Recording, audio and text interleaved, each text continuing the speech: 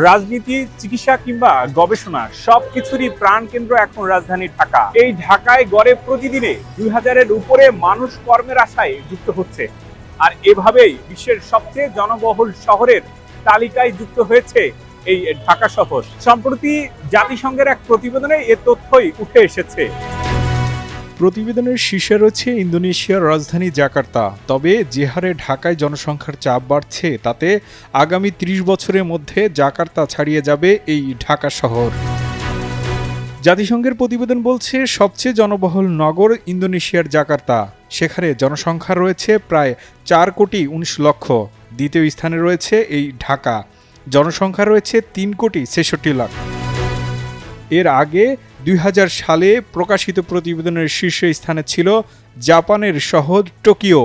এবার 3,34 লাখ জনসংখ্যা নিয়ে জাপান তৃতীয় স্থানে রয়েছে।